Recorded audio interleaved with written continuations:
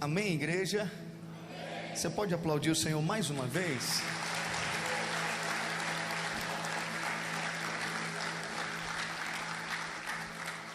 Você que trouxe a sua Bíblia, por gentileza, abra em Apocalipse capítulo 3. Livro de Apocalipse capítulo 3. Nós estaremos meditando do verso 7 sucessivamente ao verso de número 13. Quero agradecer ao pastor Moisés pela confiança de estar aqui, domingo, casa cheia, trazendo uma palavra à igreja do Senhor, amém? Eu disse Apocalipse capítulo 3, verso de número 7, sucessivamente ao verso de número 13. O texto bíblico diz assim: ao anjo da igreja que está em Filadélfia escreve: isso diz o que é santo, o que é verdadeiro, o que tem a chave de Davi, o que abre e ninguém fecha, e fecha e ninguém abre.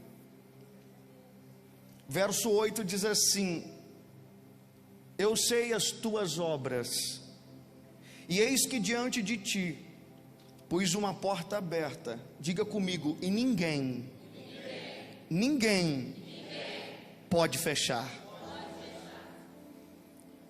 O texto continua dizendo: tendo pouca força, guardaste a minha palavra e não negaste o meu nome. Eis que eu farei aos da sinagoga de Satanás, aos que dizem judeus e não são, mas mentem, e eis que eu farei que venham e adorem prostrados a teus pés, e saibam que eu te amo. Verso 10: como guardaste a minha palavra da paciência, eu também te guardarei na hora da tentação. Eu posso ouvir um glória a Deus? Que há de vir sobre todo mundo para tentar os que habitam na terra. Verso 11: eis que venho sem demora, guarda o que tens, para que ninguém tome a sua coroa. Olha para o seu vizinho essa palavra profética, diz assim: ele vem sem demora, guarda o que você tem.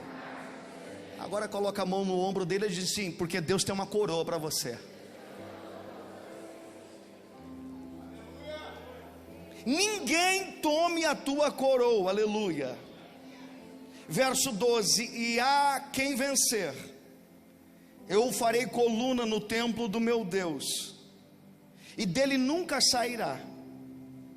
Escreverei sobre ele o nome do meu Deus, e o nome da cidade do meu Deus, a nova Jerusalém, que desce do céu do meu Deus, e também o meu novo nome.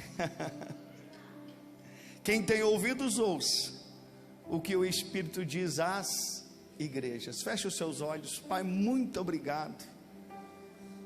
Que ambiente profético maravilhoso.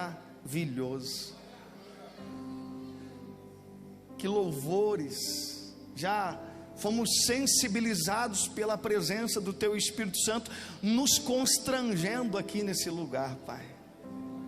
Mas eu sempre afirmo que a adoração é do coração humano para o coração divino, mas a palavra é do coração divino para o coração humano. Então fala aos nossos corações hoje, que possamos ter a plena certeza e convicção que o Senhor falou conosco mais uma vez nesse lugar. Fica conosco, nos dê a tua bênção, em nome de Jesus. Você que recebe, diga amém. Amém. Pode tomar o seu assento, por gentileza.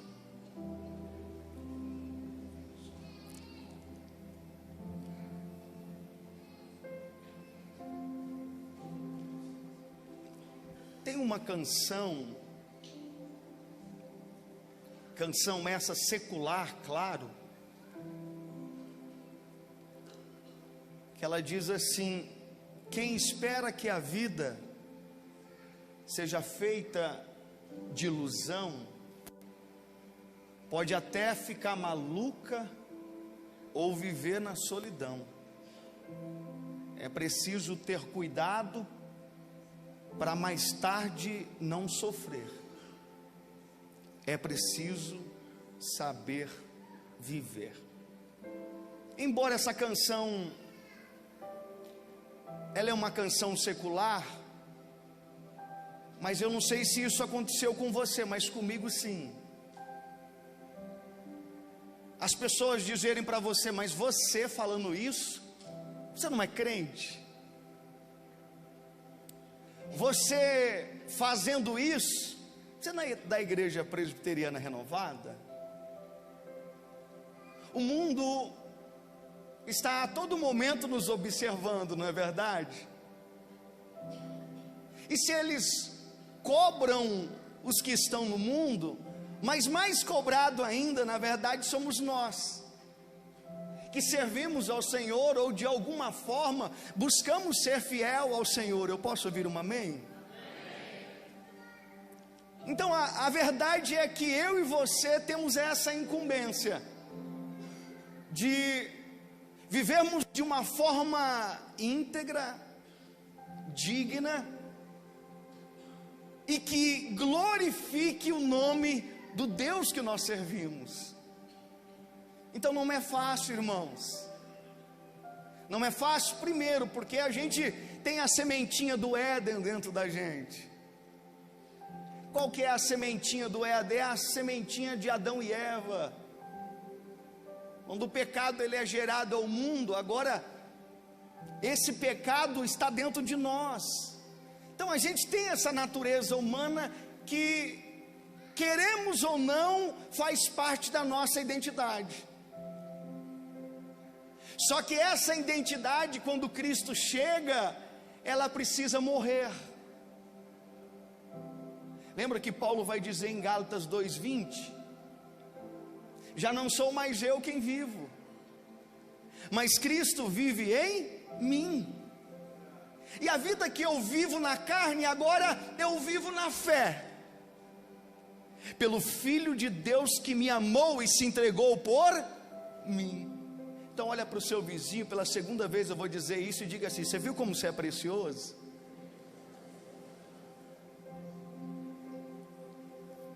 Deus não leva em consideração, vou corrigir, Deus não levou em consideração o seu pecado e o meu pecado.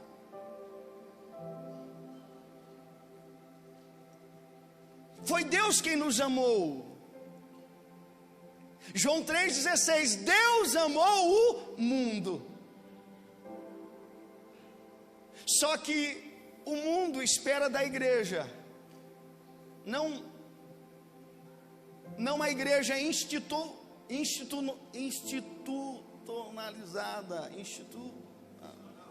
institucional. Melhor, pastor Moisés, obrigado. Não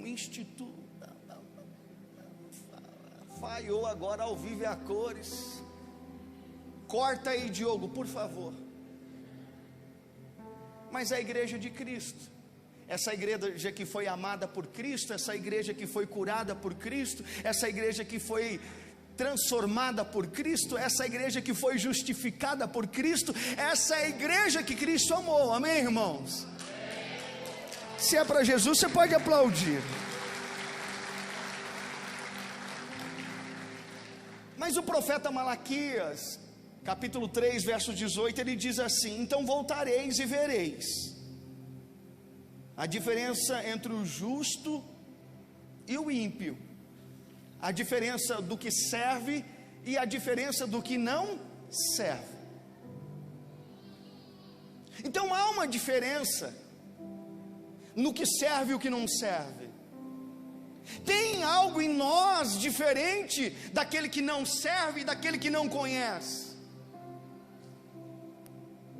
E é esse algo que Deus espera de você, espera de nós, espera de mim, que a gente venha mostrar para o mundo que nós possuímos, que é esse algo importante importante, especial de Deus que está em nós, que eles precisam enxergar, que eles precisam ver. Não ver a nossa perfeição, porque não há perfeição em nós. A Bíblia diz: sede vós perfeito. Esse sede é um imperativo, é uma ordem, mas ele está no futuro do pretérito imperfeito. Eu não sou perfeito, eu busco ser perfeito. Mas as pessoas esperam da gente, mas não só as pessoas, também Deus. Eu vou provar isso para vocês hoje. Jesus vai dizer em Mateus 5, versos 14, para os seus discípulos assim: ó, vocês são a luz do mundo. Jesus vai dizer isso para os seus discípulos, Mateus capítulo 5, versos 14: vocês são a luz do mundo. O verso 16, Jesus vai ser mais enfático, dizendo assim: de tal modo que o mundo possa ver a luz de vocês, e assim, olha só, as vossas obras glorifiquem o seu Pai que está no céu.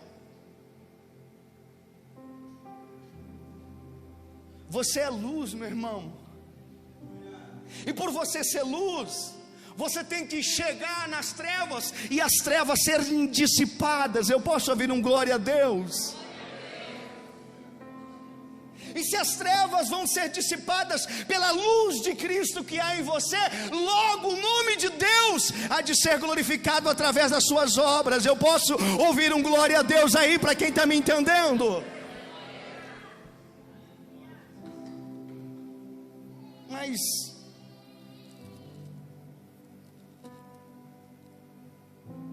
aí eu fui viajar em Apocalipse, irmãos, porque João vai usar essa palavra no grego eidó, que é conheço. Eidó, vamos lá, 1, 2, 3, diga comigo, eidó, que é conheço ou sei as tuas obras. Nós sabemos que João vai escrever 7 cartas para 7 igrejas. E nessas 7 igrejas, nessas 7 cartas, ele usa essa palavra grega eidó, que é Deus dizendo: eu conheço as vossas obras. A primeira carta é para Éfeso. Apocalipse capítulo 2, verso 2, Deus dizendo para a igreja de Éfeso: eu conheço a obra de vocês. Éfeso é a igreja a constante. Ela deixou o primeiro amor. Depois ele vai usar o eidó novamente, Apocalipse 2:9, dizendo: eu conheço as tuas obras, a igreja de Esmirna, que é a igreja perseguida. E ele vai dizer: mas embora você foi perseguida, e eu eidó por conhecer as suas obras, eis que eu sei que mesmo você sendo perseguida, você permaneceu fiel. Eidó. Ele vai escrever mais uma vez para a igreja agora de Pérgamo, Apocalipse capítulo 2, verso 13. Ele vai dizer assim para a igreja de Pérgamo: eu conheço as tuas obras. Quais eram as obras dessa igreja? A igreja imoral.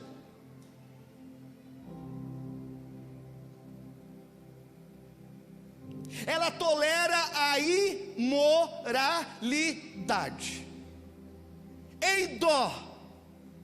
Apocalipse 2:19. Agora Deus vai falar com a quarta igreja, que é a igreja de Tiatira: eu conheço as tuas obras. Qual é as obras da igreja de Tiatira? Ela faz concessões, ela tolera falsos ensinos que contrariam a verdade bíblica.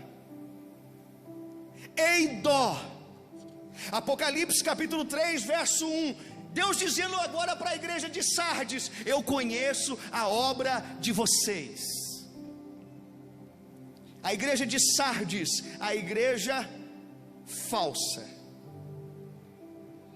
A igreja que está morta nas suas obras, elas são incompletas, por sinais, as obras da igreja de Sardes. Eidó, eu conheço as suas obras. Apocalipse capítulo 3, verso 8, que é a igreja de Filadélfia que nós aqui lemos, e é a igreja na qual eu aqui quero me ater nesse instante. É a igreja que é obediente, a igreja que resiste o dia mau, a provação, as aflições, as perseguições.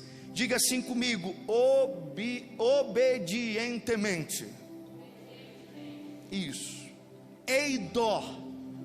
Apocalipse capítulo 3, verso 5, a igreja de Laodiceia: eu sei que tu não és nem quente e nem fria, e é morna, e por ser morna eu estou prestes a te E aí, para a gente que estuda, para a gente que é teólogo, a gente fica pensando, mas por que as obras são tão relevantes assim na revelação, né? Apocalipse no grego, apocaliptos, que significa revelação.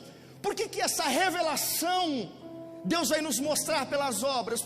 Se Paulo vai dizer em Gálatas 2:8 que pela graça sois salvos, e isso não vem de vós, é dom de Deus. Efésios 2:9 diz assim: para que ninguém se glorie. Mas Efésios 2, verso 10 diz assim: mas em Cristo vocês foram criados desde a fundação do mundo para as boas obras. O que Paulo está dizendo em síntese, é assim: as obras não salvam a igreja Nescau. Vamos dizer novamente comigo: as minhas obras. 1, 2, 3, as minhas obras não pode me salvar. Agora levanta suas duas mãos para os céus assim e diga assim: mas as minhas obras revelam que eu sou um salvo. Só os salvos. Levanta a tua mão, adore a Ele, celebre a Ele, glorifique o nome dEle, aleluia. Então aqui não é que as suas obras irão te salvar, não. As nossas obras revelarão se eu sou um salvo. Aí eu preciso, pastor Moisés, aplicar isso para nós aqui. Será que eu, como pastor, as minhas obras revelam que eu sou um salvo? Será que eu, como presbítero, as minhas obras revelam que eu sou um salvo? Será que como um líder de jovens, as minhas obras, a minha vida revela que eu sou um salvo? Será como homem, mulher de Deus, as suas obras, a sua vida revela esse algo importante de Deus que está dentro de você? Guarda aí, por favor. Sabe por quê? Paulo vai dizer assim para Timóteo: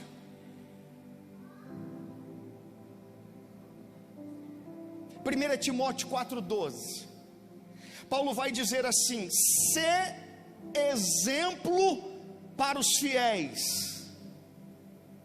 Sê exemplo para os fiéis.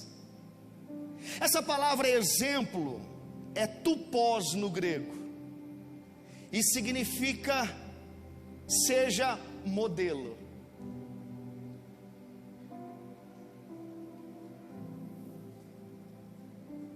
Timóteo, seja um modelo para a sua igreja.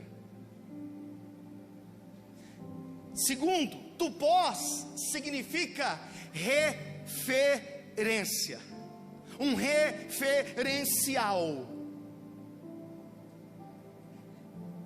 Se eu sou esse tupos, eu preciso ser esse modelo para o meu irmão que está do meu lado. Eu preciso ser esse modelo para aquela pessoa que estuda do meu lado na faculdade. Eu preciso ser esse modelo para o meu esposo, para a minha esposa que dorme do meu lado e não conhece a Jesus. Quantos estão me entendendo? Diga amém. Então eu torno a dizer, embora as nossas obras não nos salve, mas as nossas obras revelam que eu sou um salvo. Tupós significa seja um padrão, né? A Copel foi instalar em casa um negócio lá, e ele disse aqui, não, isso aqui é padrão, independente do lugar que ele vai instalar, tem que ser somente daquele jeito. É isso que Deus quer de nós, que nós sejamos um, diga comigo, padrão de fé, de piedade, para os que hão ainda de herdar a salvação. Quantos estão me entendendo? Diga amém. Diante disso, eu queria meditar com vocês sobre esse tema, marcas de um genuíno avivamento.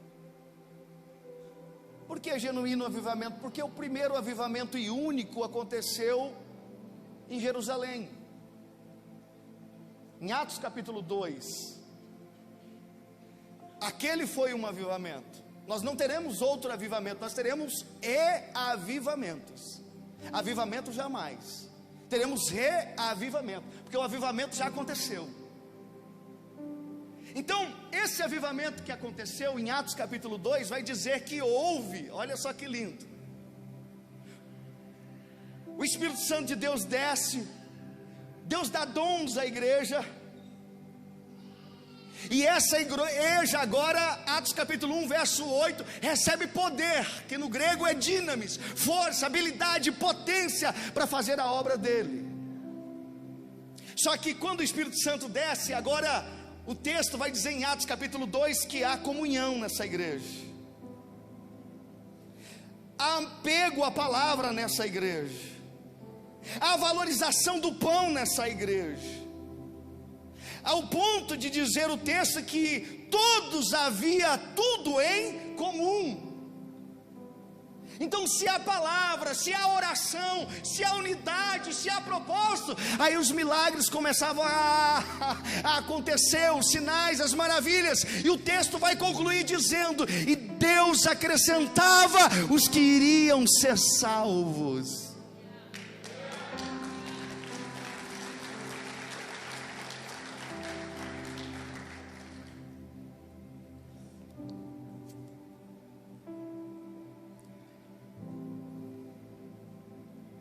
A minha oração é que nós sejamos essa igreja avivada, que tenha tudo em comum. Eles valorizavam a comunhão, a oração, a palavra, e Deus fazia sinais, milagres, maravilhas, e havia salvação de pessoas. Para nós termos esse reavivamento, a igreja de Filadélfia é um modelo para nós hoje. Por quê? Porque avivamento é fruto, nessa perspectiva, é fruto autenticado pelas boas obras. Diga assim: não existe avivamento sem boas obras. Amém, irmãos? Se o avivamento que a gente vai viver, estamos vivendo, não tem obras, é um pseudo-avivamento. O que é um pseudo-avivamento? É um falso avivamento. As pessoas precisam olhar para nós e falar: não, ali vai um servo de Deus, uma mulher de Deus, um homem de Deus, que ama a Deus, que é devoto a Deus, que serve a Deus, não por imposição, não pelo título, não pelo cargo, não pela unção que está sobre ele, mas porque ele ama a Deus.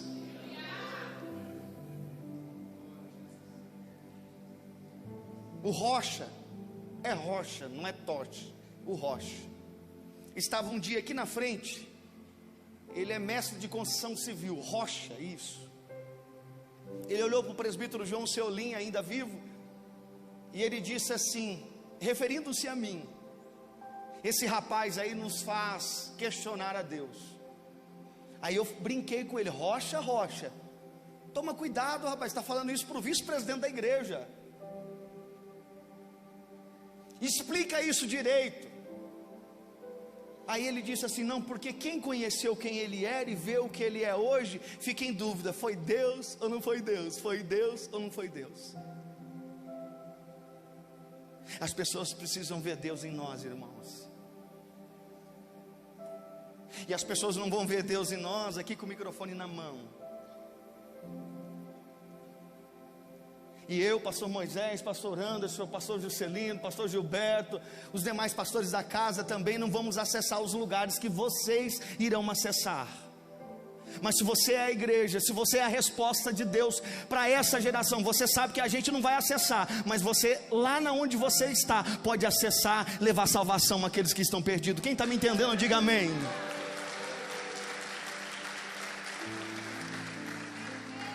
Meu 4º ano do seminário, pastor.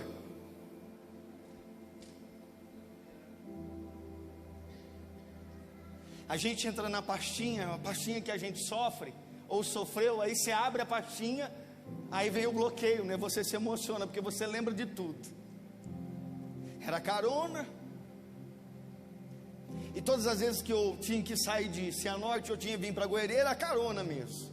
Cianorte, Tapejara, Cruzeiro, Mariluz, Moreira Salles e Goiânia, para pegar R$50 de oferta de um irmão, R$20 de outro irmão, e mais 30 de outro irmão, R$100. E um dia, eu cheguei lá, era com a Ageu ainda, se eu não estou enganado, 6 horas, já estava de noite. Falei, que humilhação, Deus, tanto de carona, agora vai anoitecer, eu não vou chegar em casa. Aí, irmãos, passou um Polo preto, ele parou. Para onde você vai? Falei, vou para Campo Mourão. Mas onde você mora? Falei, eu moro na rua Mato Grosso. Qual que é o número da casa? 2642. Então entra aí que eu moro na 2646. Eu moro do lado.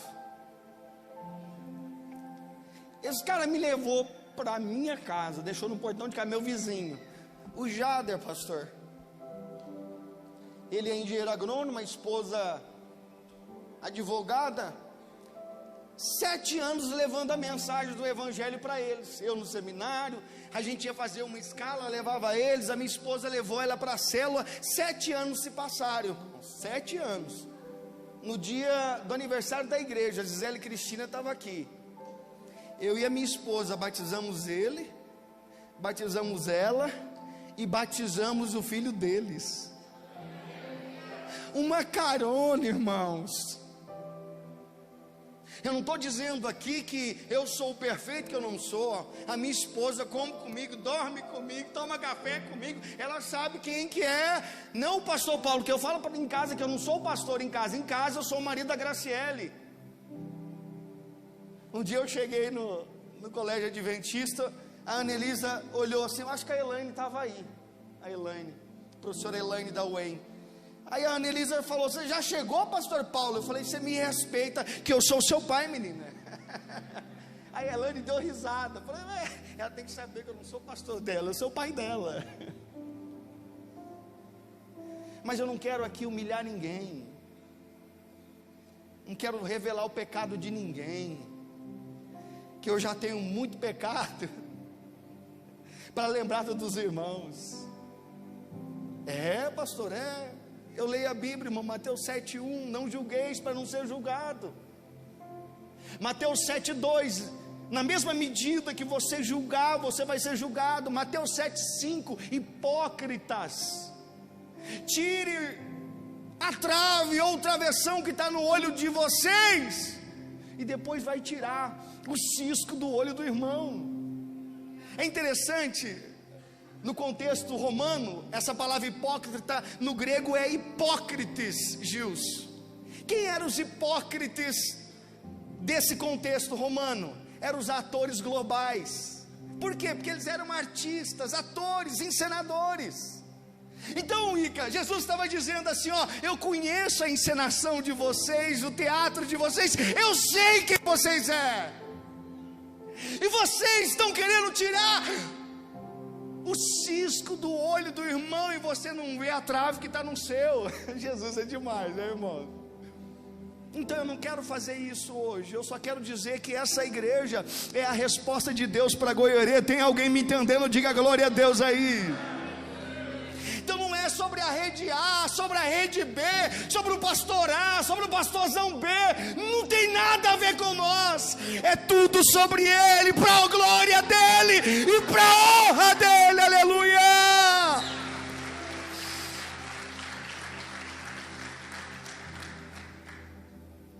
É interessante que a igreja de Filadélfia, ela está sendo perseguida, ela foi destruída porque o local onde ela está estruturada tem terremotos diários.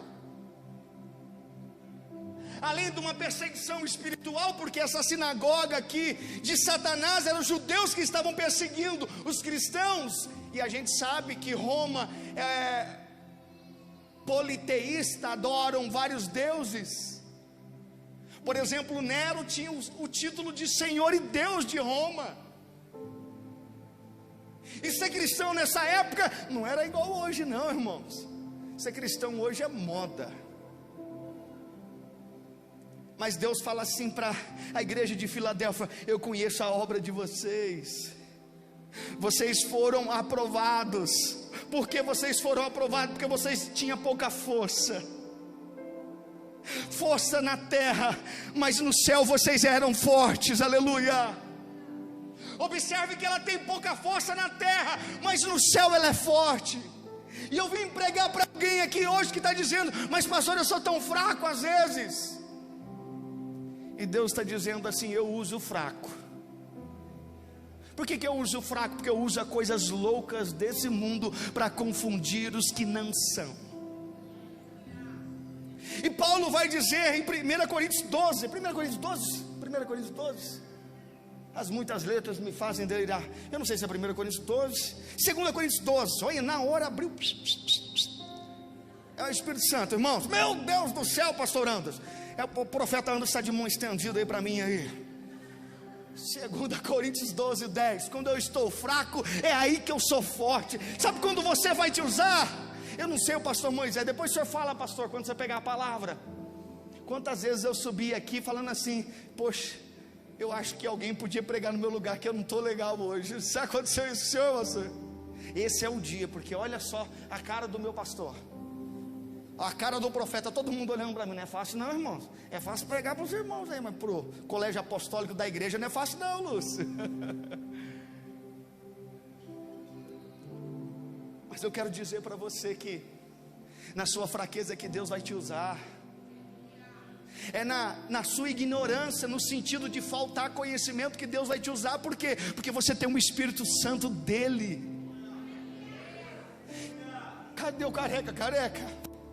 Eu ontem, passou um menininho, foi aniversário, passou um menininho, ó pra você ver. Passou um menininho, eu falei: eu conheço seu pai, rapaz.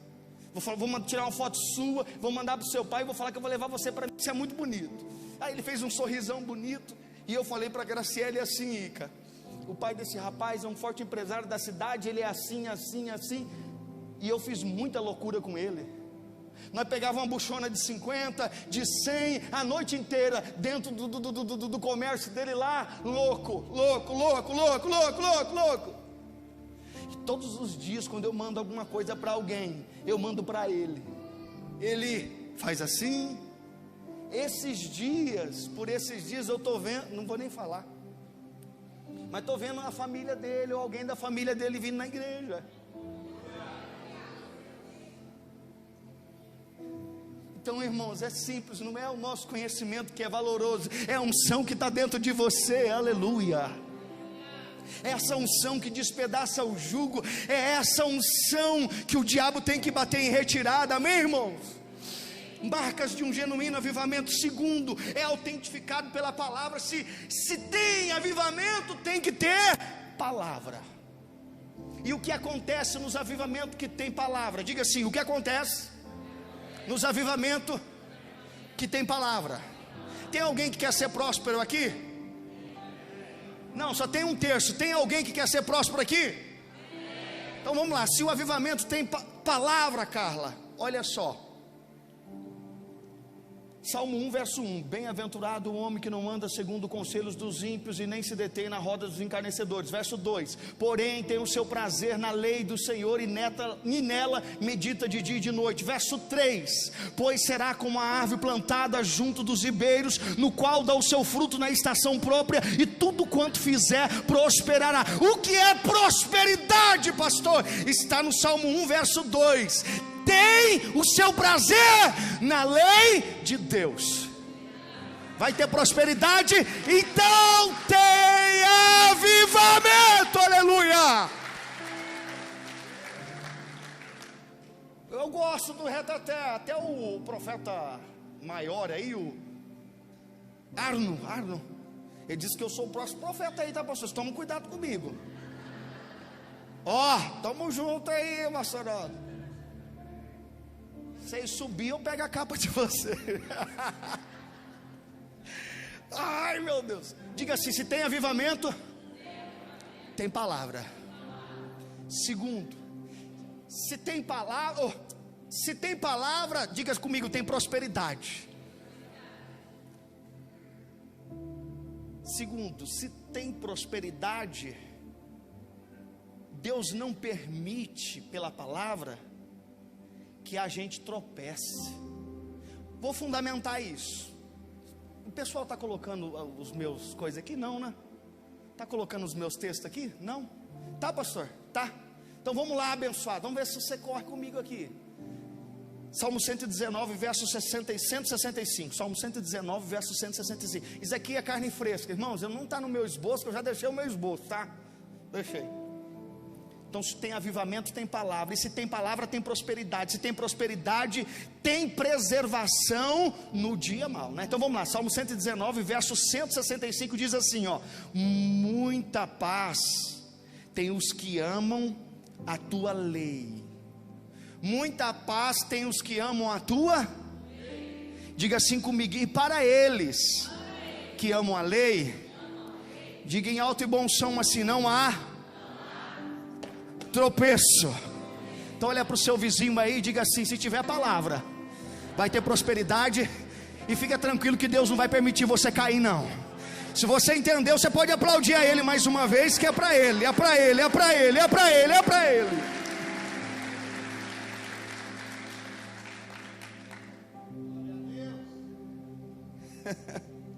Não temas, ó vermezinho de Jacó, povinho. Olha só o que Deus fala para o povo dele, Isaías 41:14: não temas, vermezinho de Jacó, povinho de Israel. Eu sou povinho, pobrezinho, coitadinho, contudo eu tenho um Deus que cuida de mim. Ai, ai, ai. Então olha para o seu vizinho aí pela quarta vez, já perdi as contas, e diga assim: fica na palavra. Quem fica na palavra, diga comigo: tem prosperidade, tem livramento, e diga comigo: e vai vencer as tentações. Mateus capítulo 4, verso 10. Mateus 4, 10. Jesus está diante de Satanás, o diabo, sendo tentado. Há um duelo teológico ali. Eu brinco, eu gosto de brincar na escola bíblica. Quem está certo aqui, o diabo ou Jesus? Porque os dois estão usando a palavra, presbítero Flávio. Está escrito, aí Jesus fala, também está escrito, está escrito. Mas quem está certo ali, o diabo ou Jesus? Porque os dois estão usando a palavra. Entendeu, né? Mas quem está certo ali? Porque os dois estão usando a palavra. É Jesus ou é o diabo? O diabo está usando a palavra, Jesus está usando a palavra. Quem está certo? Pela motivação. E aí que é lindo isso, irmãos, que aí eu vou viajar com vocês aqui. Pela motivação a gente sabe que é Jesus. 1 Coríntios 4, 5. Um dia nós estaremos perante o juiz, que é Deus. E Ele, 1 Coríntios 4, 5. Um dia nós estaremos perante Deus, e Ele manifestará os desígnios do coração, e cada um receberá de Deus. A minha tradução fala assim: a sua recompensa. Sabe por que o diabo está errado? Porque a motivação dele era errada. Ele usa a palavra com uma finalidade errada. Por isso que o genuíno avivamento tem que estar fundamentado na palavra, porque senão tem a finalidade errada, o homem. E João 3,30 diz assim: convém que ele cresça e o homem diminua. Quem está me entendendo, diga mais uma vez, glória a Deus. Quem tem que crescer aqui é Ele, porque é para Ele, por Ele, para Ele que são todas as coisas. Então fica firme aí, meu irmão. Guarde a palavra, porque se você guardar a palavra tem prosperidade. Se você guarda a palavra, Ele não vai permitir que os seus pés vacilem. Se você guarda a palavra, o tentador não vai te tentar, não, ele vai te tentar, mas ele não vai vencer a tentação, amém? Para nós encerrar aqui, que eu já estou menos 30 segundos, para nós encerrar aqui, marcas de um genuíno avivamento, terceiro e último. Falei, hoje eu vou gastar, porque hoje o pastor vai estar lá, o pastor Moisés, ele tem que ver que o discípulo dele está no retrovisor, né? No retrovisor, pastor Moisés, eu sei, rapaz. Então estou no retrovisor, se você vira para a direita você vai ver eu, se você vira para a esquerda você vai ver eu. E o pastor, toma cuidado comigo também, pastor. Terceiro, marcas de um genuíno avivamento, é aquele que mesmo em momentos difíceis, não nega o nome de Cristo. Apocalipse 3,8, para nós encerrarmos, varão, o último, Apocalipse 3,8. Vamos dizer assim: o avivamento genuíno. O avivamento genuíno é aquele que mesmo em momentos difíceis, eu não vou negar o nome de Cristo. Olha lá, conheço as tuas obras, eis que tenho posto diante de ti uma porta aberta, a qual ninguém pode fechar. Ninguém é ninguém, irmãos. Se Deus falou, ninguém vai fechar. Tens pouca força, entretanto guardaste a minha palavra e não negaste o meu nome. Ela está sendo perseguida, ela está sendo abalada pelos terremotos, tem luta, tem prova, tem perseguição, mas ela não nega o nome de Jesus. Se realmente Deus vai fazer um avivamento, ou na verdade refazer um avivamento no nosso meio, vai ter o que, pastor? Vai ter obras. Vai ter o que, pastor? Não somente obras, mas vai ter apego à palavra. E nós não vamos negar, mesmo no dia difícil, mesmo na tentação, mesmo na provação. Eles irão de ver que há um Deus que cuida da igreja presbiteriana renovada nesse lugar. Se coloque de pé, por gentileza. Eu quero orar nesse instante, e eu já vou devolver a palavra para quem é de direito. Pai, muito obrigado, Jesus. Eu fui filho de mãe solteira. Conheci meu pai com 8, 9 anos. Meu pai nunca me deu, desculpa a palavra coloquial, para não dizer chula, nunca me deu uma cueca. Comi o pão que o diabo matou, comi do lado da minha mãe. Passamos muitas dificuldades juntos. Mas hoje, Senhor, é um dia especial para mim, porque a minha filha vai se batizar. Então eu estou pregando aqui, eu não estou pregando teologia, embora eu estou fazendo teologia.